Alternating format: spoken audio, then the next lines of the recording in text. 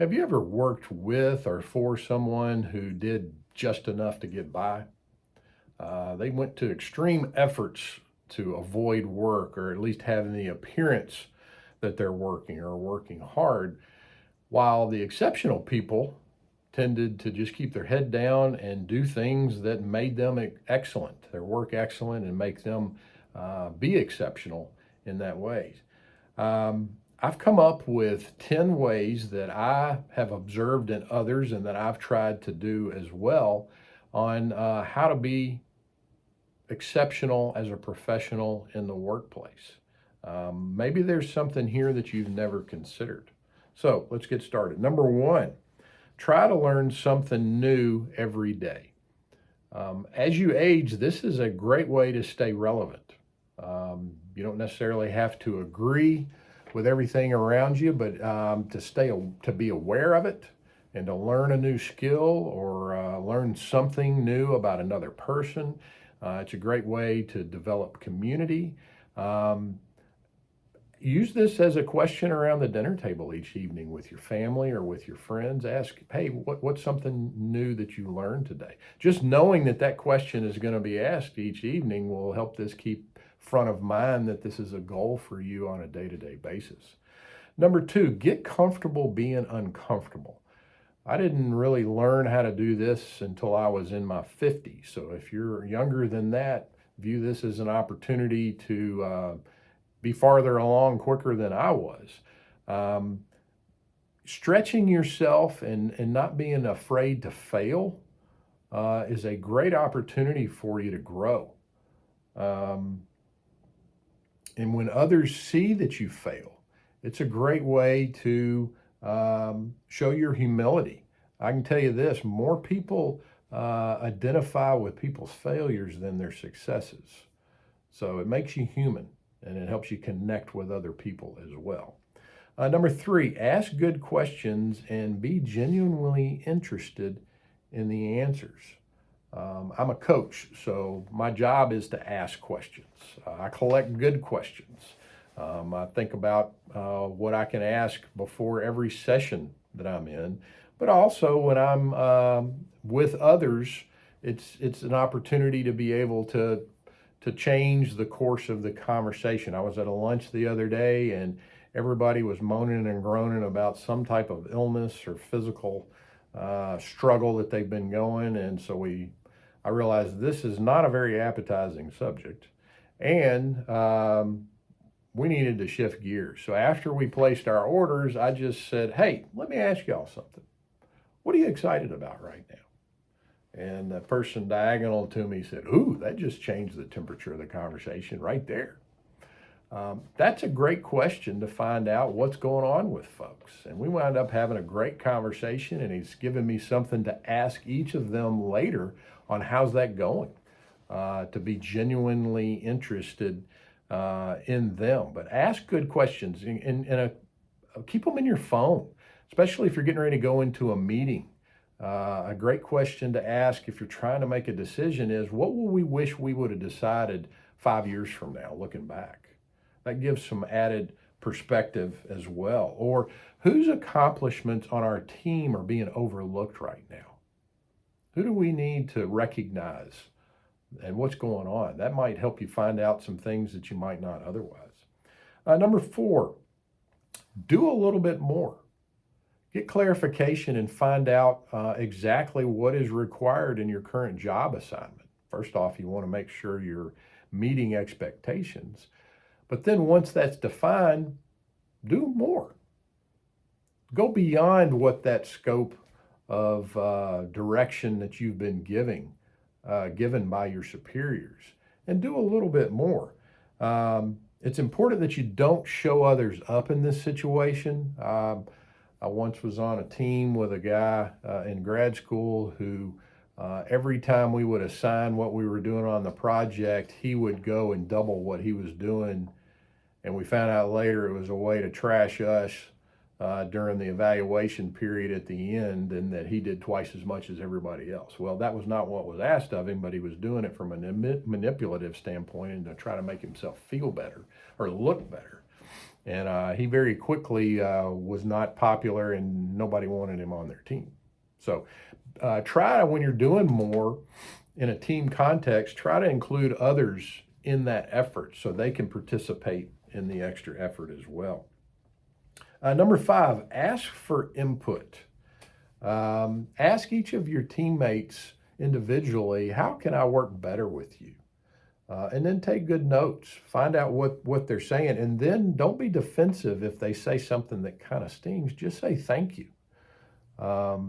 Later, you can review it and think through, what was the good things to take away. If there were some illegitimate comments, chew up the grapes, spit out the seeds. There's probably some good things to be found out, but not everything is necessarily something that's going to hit home. Along those lines, number 6, develop a healthy identity. You always know who you are, so that when maybe you or your work is being described in not terms that you appreciate, you don't get defensive, because you really understand who you are. It's very attractive when somebody really understands and knows who they are. So develop this early. And you're probably going to need some help with this. A good mentor or a coach. This is something that I work on with clients quite often, is developing. It's part of the self-awareness process, but then also finding a secure, healthy identity. A Jamie Winship quote I love is, "A person with a healthy identity cannot be bullied." It's a great thing if you've got kids, especially teenagers going through middle school, high school. That's a great thing to help them develop at an early age as well. Number 7, don't take offense too easily. Those that are offended are literally unattractive. I mean, people avoid them. I mean, who wants to hear how you were overlooked or mistreated? That's not something people want to stick around and listen to. You think you're getting sympathy from other people, but you're actually being very off-putting. One rule that I use is a 3-day rule. When it is something that is offensive that maybe I need to deal with or confront, the rule, it's great on a team. It's what we talk about in our marriage as well. I've got 3 days to decide if I'm going to bring this up. Is this petty? Do I want to blow it off and let it go? Or do I want to bring it up and address it? I've got 3 days to do that. At the end of 3 days, if I haven't brought it up, I've got to let it go. And the reason you do this is twofold. Number 1, it helps prevent me from becoming bitter and storing up these things inside that are just eating me up and keeping score. Another reason too is that it helps those around me, protect them from an overreaction if I've just been building up dry powder and ammunition, and that's going to just all come bubbling up once the next confrontation happens. That way I'm avoiding things that I'll regret saying and doing, and it protects those around us and those relationships as well. So 3 days, bring it up or let it go. Number 8, write handwritten notes. This is a lost art form. It's just too easy to write a text in an email, and sometimes that's all you have time for, and it's all really that's called for. But a handwritten note is something that really stands out.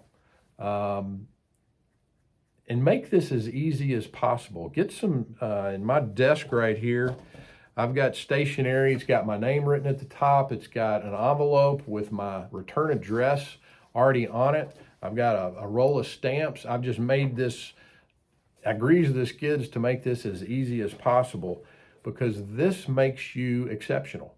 This makes you stand out, especially if you're a dude. I mean, 95% of all handwritten notes that come in my mailbox are written to my wife from other women. So as a guy, if you can write these notes, that really stands out, and you'd be surprised how many people keep these notes. I've even gotten a thank you note for a thank you note. But try to develop this as a weekly goal to write one note of thank you or affirmation or encouragement on something that you've seen someone do that you'd like to highlight. I know one leader that carries around these notes, and anytime he's in an airport, any downtime, he's just writing notes.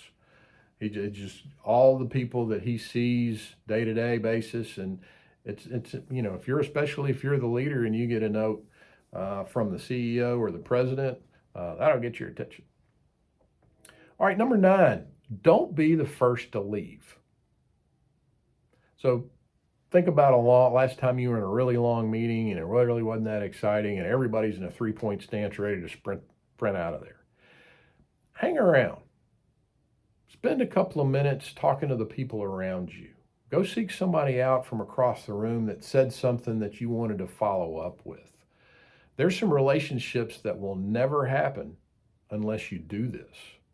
This is an opportunity to be able to follow up, and just keep in mind you should never be too busy or too important to linger.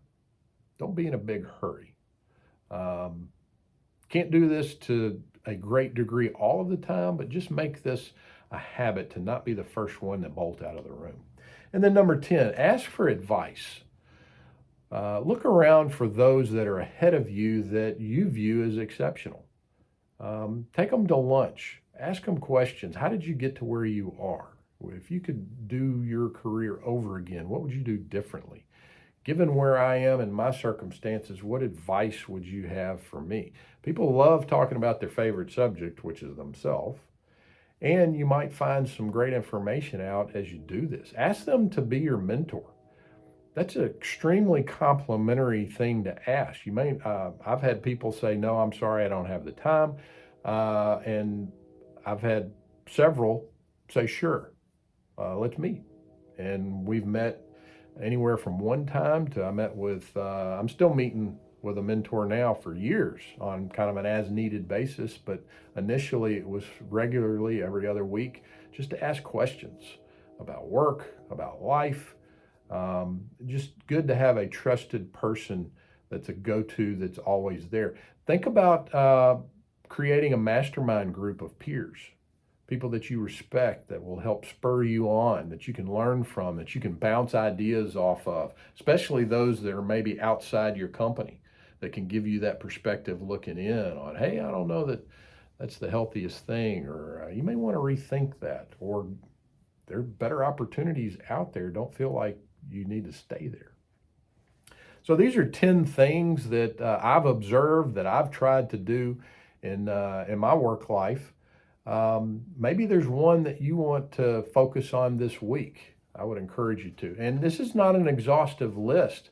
If you've got something that you've seen that helped make people exceptional, send a note back down under the response below.